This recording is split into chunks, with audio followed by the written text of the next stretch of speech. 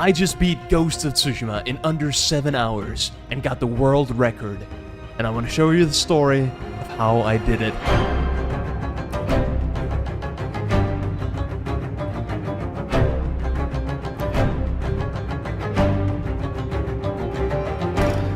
To give you some context as to how all of this happened, allow me to start from the beginning. I have about the same amount of experience with speedrunning as Drake does with women his age.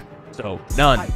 And with every video game on the planet available, I asked fellow speedrunners which game would be a good idea to start with. When it comes to getting people into speedrunning, I always say, start with a game you love. Chances are, you were already looking for an excuse to play it again, and you already know enough about it to just hop right into a run. After that, try another. You might find that the thrill of learning and improving revitalizes that old experience for you. In my opinion, there are 3 steps to choosing your first speedrun. The first one is the time a typical run takes. The second one would be the amount of practice and mechanical skill required. And the third one would be choosing a game you enjoy to ensure that you don't get bored of it while practicing it. With Ghost of Tsushima being a familiar game that I have always had fun playing despite not having played the game for about a year, I thought the speedrun would just be a fast playthrough, and no. This 7-hour marathon barely has any massive skips, in exchange for a lot of maneuvers that just speed up the process, but I'll explain that in a bit. For someone who plays like they have 2 left thumbs, my first run outperformed all expectations, setting aside 12 hours, hoping to get under 10, being proud if I got under 9, and getting 7 hours and 41 minutes.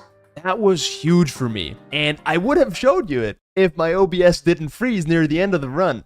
I was devastated to have my first ever speedrun crash after investing 8 hours into it. But a Ghost of Tsushima world record holder heard of my crash and gave me some words of motivation. The following weekend, I came back, ready to improve my time. I ran into a bug with the standoffs that made me unable to even ready my sword, losing me 5 standoffs throughout that run. Despite that, I experimented with some new strategies to see if any of them would save me time, like dropping down from the waterfall at Yoshi Springs, trying to swim towards a rowboat with Ryuzo, and a few others that eventually got improved. My first official run, 7 hours and 22 minutes. I then proceeded to change my routing of the run to optimize my pathing throughout the next few runs, each run getting a lower time, at which point I asked myself, would it be possible to get under 7 hours? And after many attempts, it looked like it was about to happen, until...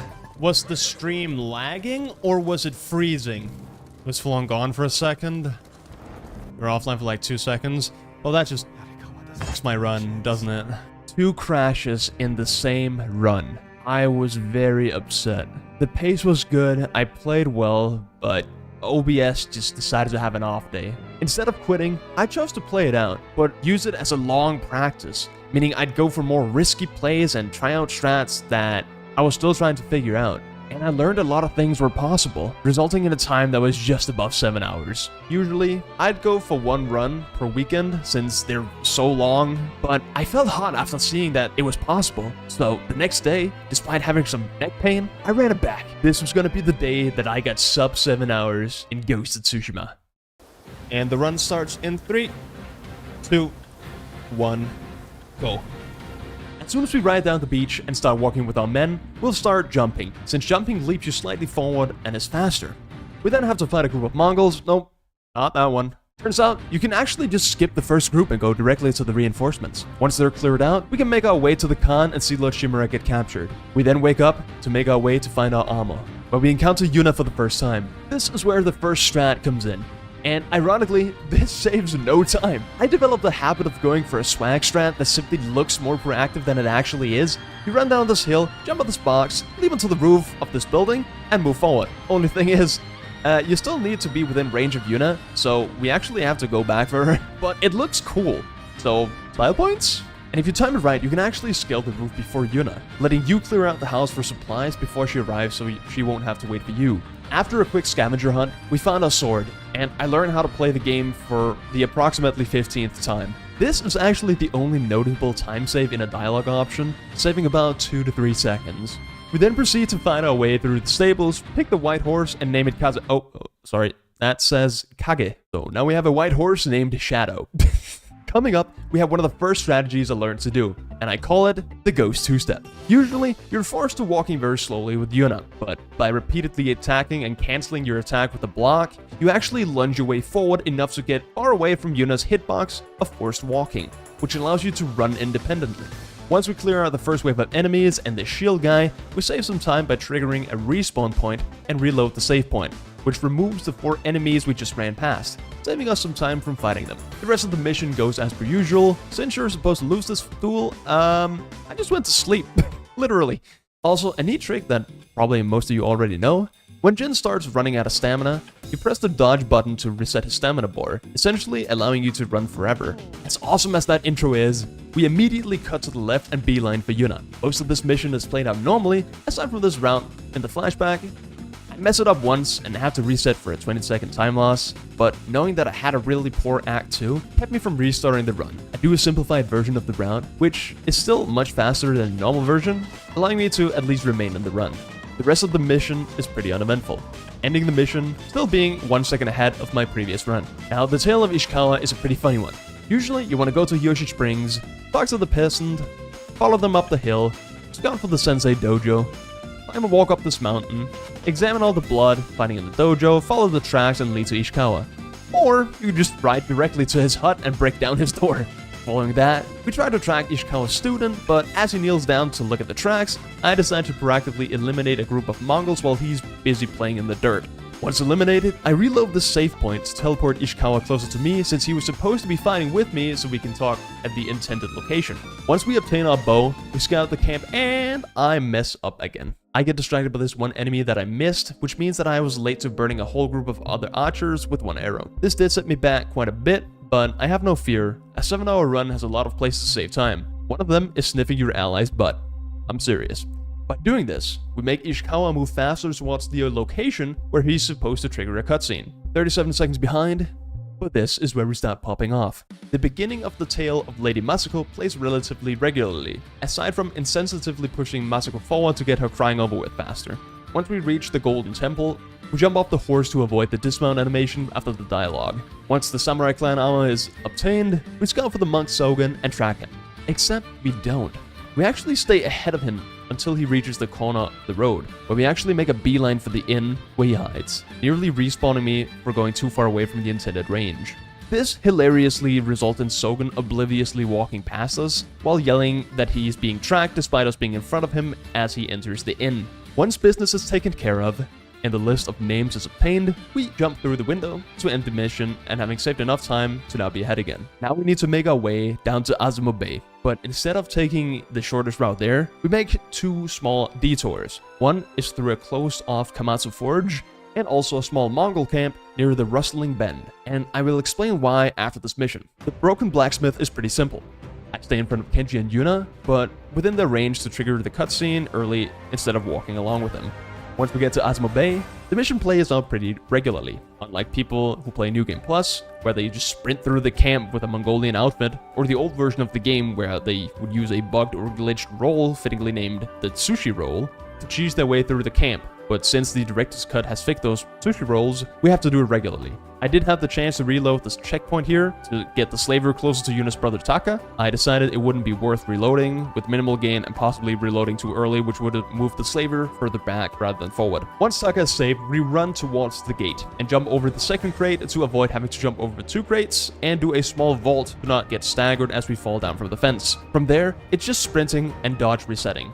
This is where the tedious part begins. Riding a horse is the fastest way of moving around, unless you're forced to ride with someone. So instead, we get to jumping. Just like in the intro mission, jumping is faster than walking or riding slowly. And since your allies are supposed to ride in front of you, once the game realizes that you're in front, it thinks that it's made a mistake, and speeds up the tempo of your allies to try and catch up to you and get in front. Once the mission ends, we get to make use of those detours we did earlier. The reason we went off course was to run into 2 different bamboo stands, which can serve as fast travel points, saving us a lot of time from riding between missions. Once we've examined the burning wagon to start the mission Blood on the Grass, we ride directly to our friend Ryuzo's hat and quickly deal with the ambush that follows. Once we've ridden with Ryuzo to his camp, I do a little swag strat to jump over this rock instead of squeezing through the wall, which doesn't save any time but allows us to grab all of the supplies in the area before Ryuzo gets there. Once the mission ends, our little legend grows. Whoa, pause. which is perfectly timed because that gives us access to smoke bombs, and oh boy are we gonna use smoke bombs. We also upgrade Blinding Dust, and we leave 3 skill points for the coming mission. In that mission, we sneak our way into the nearby lighthouse and clear out the camp, at which point Ryozo and Jin needs to get to a small boat that lets them board a big ship without being seen. Now how do we do that? Wind chimes? Do distraction shots? No.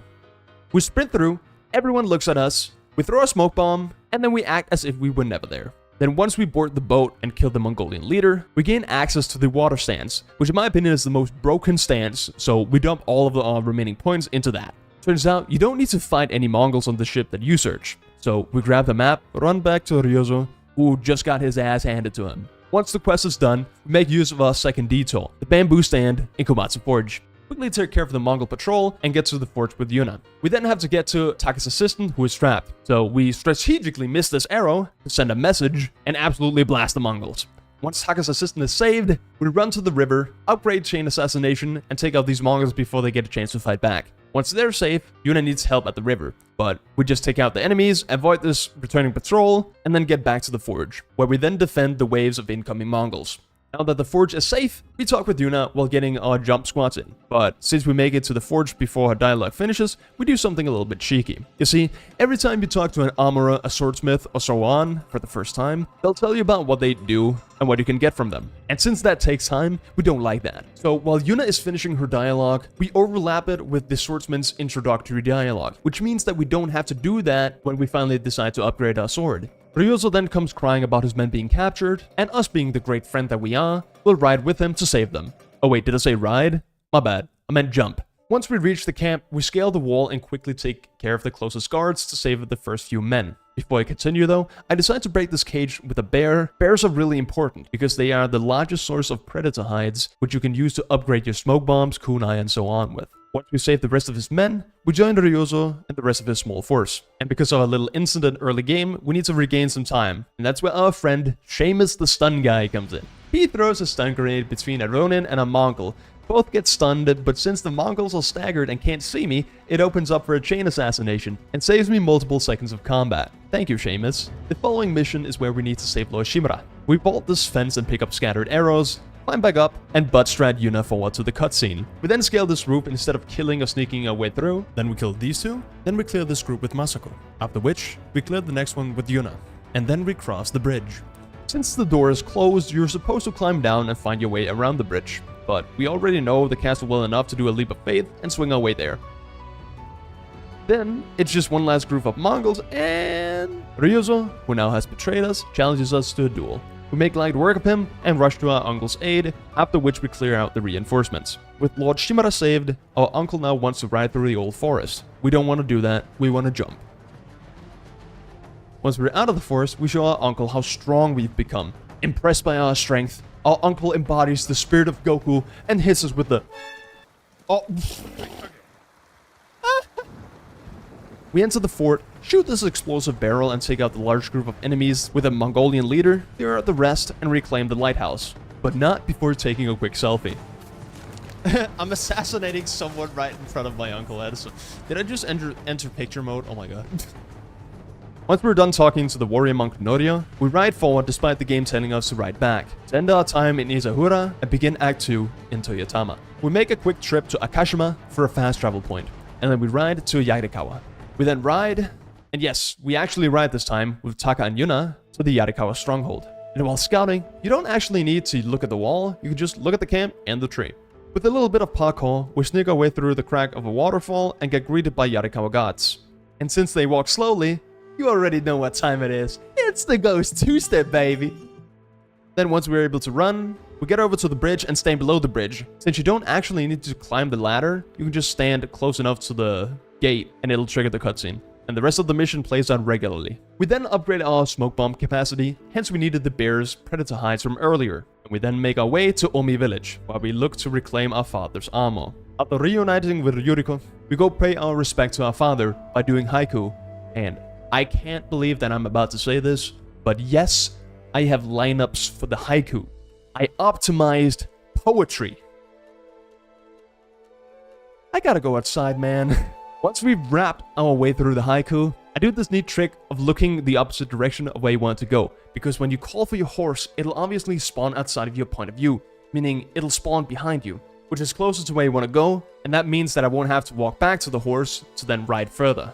The rest of the mission doesn't have anything noteworthy aside from a bit of yumping towards Yuriko's camp. Once Yuriko has helped us finish our blowgun and poison, we fast travel towards old Yarikawa where we find Yuna and Taka looking for Yarikawa's missing archers. We find their house, kill a bear, and run past their scouts, because they weren't moving fast enough. Then comes the ambush at old Yarikawa. We shoot this barrel to make the Mongols panic and rush into the town, where we shoot the second barrel and blow up everyone. Once we've defeated them, we go back to Yarikawa, where we upgrade our sword, and then 5 sake bottles and a quick power nap later, we clear out the 2 waves of enemies before they start firing their siege weapons towards the town. Usually, what you want to do at this part is sneak around without getting spotted, clear out the 2 groups of enemies near the catapults so you can disable them. Find your way back, get through the enemies in your way by assassinating them or fighting them so you can get to the boss. Or you can sprint your way through everyone, throw 2 smoke bombs and disable the 2 catapults while in the smoke. Then you show this curious archer how to play Tarzan on this conveniently placed tree, jump across the zip line, jump down to the river, re-enter from where you came from, and instead of fighting, you just sprint around everyone and pray that you don't get spotted. That was close, that was close. As I was saying, jump around this bush, scale this roof, jump past the last enemy and enter the fight before getting spotted.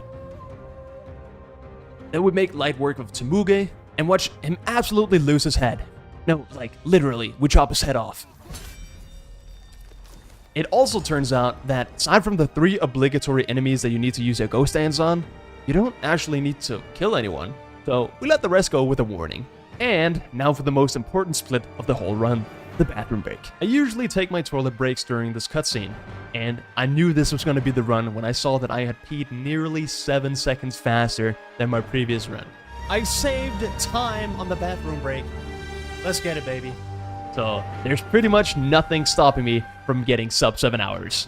Aside from fast traveling to the wrong location and throwing for content to make this more interesting.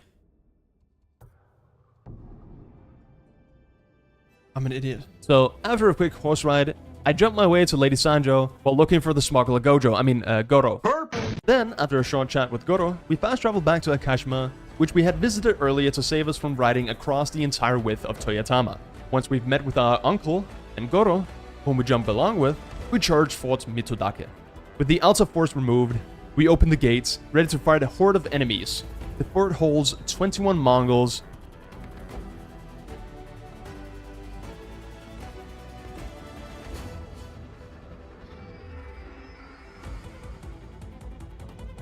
and 8 dogs, for a grand total of 29 targets.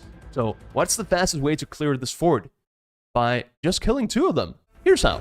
When our uncle opens the gate, instead of helping him with the Mongol ahead of him, we're going to climb this wall, mantle onto this roof, and jump over this fence. Now that we're here, our goal becomes to gain the control of the Hwacha, not to kill the enemies. So we're just gonna run past every single enemy in our path until we reach the final tower, where we kill the 2 Mongols who are operating the Hwacha. 2 quick minutes at the shooting range later, and now we have the Shogun's help on the way.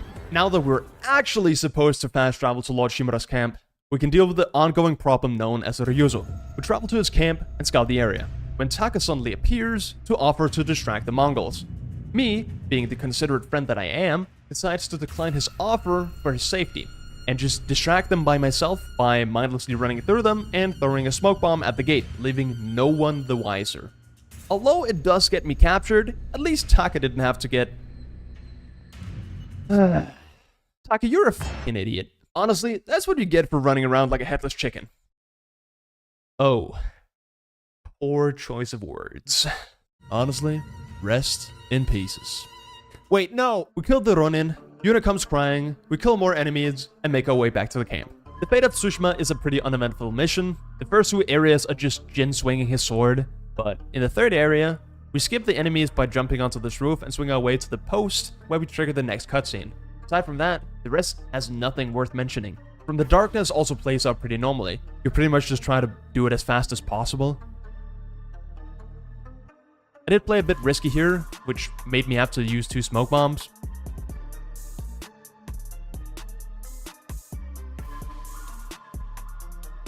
Nothing that really hurts the run, but I would have liked to have saved the trip to the trapper to refill. Ryoso's fight goes smoothly, and so does Jin's detainment. Now, when escaping, most people will opt for the stealthy path on the right side into the darkness. But me? I decided to become a circus clown. And for good measure, I walk around these rocks because I have PTSD from them. Huh? What? Huh? A bit more circus acting and a clean jump to the ladder. And now we're really done horsing around. Because our horse is now also dead. We now need to make our way to the sacred tree. And instead of finding a smart route around the Mongols, I'm just gonna beeline straight through. Barely make it into this bush.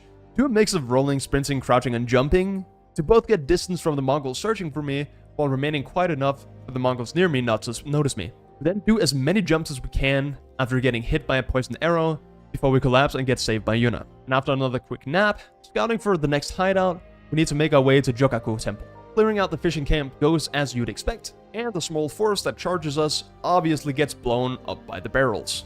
Then what I do is I slaughter this warlord, roll to the nearest enemy to gain distance, and right before I get spotted, I'm able to do a triple chain assassination, which gives me 3 quick kills and saving my ghost stands for those remaining big HP targets, or at least the ones that didn't run away. With Jogaku inhabited, we ride for Yuna's old hunting friends, jump off the mountain, rejoin the hunters to take over the fort, and after clearing out the entrance and the backup, Yuna then decides to blow up the gate while we ignore the scouting and instead run through everyone to use the Hwacha to blast everyone. And when their reinforcements come, you just run past them, and then you of course help your allies with their group of enemies to finish the mission. I then do something that most runners don't do. Instead of upgrading the Sakayama fully, like most would do, I also upgrade the Ghost Armor, reducing my detection from 20 to 40%, as well as upgrading an unusual technique. Although I messed up this strat once, because I missed a headshot, I have something pretty cool I want to show here. You see, normally, a Gathering Storm is a pretty simple case of sneaking around the right side of the cliff, taking out the lookouts, and then you have all the space and time to walk straight into the lighthouse. Here's what I do. Throw this wind chime towards the middle of the road, but close enough to where this guy is the one who's going to be searching for it. I then make use of my unusual upgrade. These firecrackers that I had upgraded prior to the mission to make multiple enemies look away from the wall I'm sneaking across. I then try to distract this guy with another wind chime, but he's still distracted by the firecrackers and doesn't turn in time. I react quickly and blind him with the smoke bomb. I'll then proceed to take out this big man and make a run for the lighthouse and roll my way to safety. We then skip this circle in the scouting section, summarize the plans, and go back to Jokaku. One letter and a new horse named Kaze later, we now get to do my personal favorite mission in Ghost of Tsushima. We climb the wall as you normally would, and as soon as we get through the crack, we roll to the side and start running as soon as we're in the clear. We then proceed to take a cold plunge and swim to this small island, which allows us to run for a few seconds instead of swimming against the current. Swing, climb, and now we're in the watchtower. We don't actually need to scout this time, so we immediately get to cooking. By throwing this wind chime, it allows us to pass the guards earlier and barely doesn't get us caught. We throw another wind chime, and as soon as the guard is slightly away from the ladder, we climb it before our uncle even enters the building. Jump through this window, throw another wind chime, get stuck on the ladder and get spotted. Wait, get stuck on the ladder and get spotted? Try again. Throw a better wind chime, climb this ladder, sneak through the door, throw a smoke bomb to disorient this guard, and climb the main ladder instead of sneaking around the building and deliver the letter. Eternal Blue Sky is relatively straightforward. Clear out the first few waves of enemies, sprint past this group to reach the watchtower, and once you drop down, we assassinate this guy, sneak up and chain assassinate these 3, kill another archer so we have the ghost dance for the boss, or not, walk into the boss fight, whoop the Khan's ass, kill these 7 enemies to regain the ghost dance for the second phase of the boss fight, or not. We board the ship, we kill the Khan, we blow up the ship, we die, we don't die, we ride with Yuna, just kidding, it's leg day. And now my uncle wants to do family therapy. We take him up on the offer, and I see my life flash before my eyes. If this group of Mongols spot me, the run dies. Yes, baby.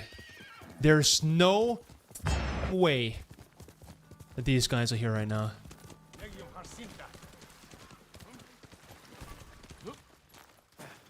Lord Shimura isn't here. I'll wait for him on the dock. Bro. Thankfully, I barely triggered the cutscene before getting spotted, and hope still remains in finishing in less than 7 hours. All that remains is one final push towards the end. One last stretch of jumps. And we're here. Less than 8 minutes left on the clock. All there's left to do is write the fastest haiku we can, read it out loud, for Jin to be ready, and go through the one man standing between us and a sub 7 hour speedrun of Ghost of Tsushima. Jin was feeling the pain.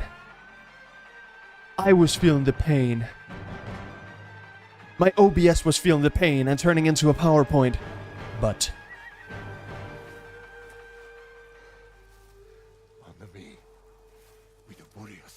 I think I got it, boys. Let's go! Let's go! Let's go! Let's go! I had done it. I had completed my quest of beating Ghost of Tsushima within 7 hours. And sure, I got the world record, not exactly with much contention, but for me, the thing I'm proud of and wanted to showcase to everyone was breaking through that 7-hour barrier. To prove that I can be good at a video game. And to have an excuse for not uploading for 6 months. I apologize for that. I did also spend my time watching 400 episodes of One Piece, 2 seasons of Jujutsu Kaisen, about 100 episodes of My Hero Academia, get a new job, and started working out. So, I've been busy, I'm sorry. But now that things are more stable, would you like to see more speedruns? Challenge runs, different games, more Ghost of Tsushima. Hell, if you want music, let me know. I'll see what I can do. But with that, I want to say thank you so much for watching.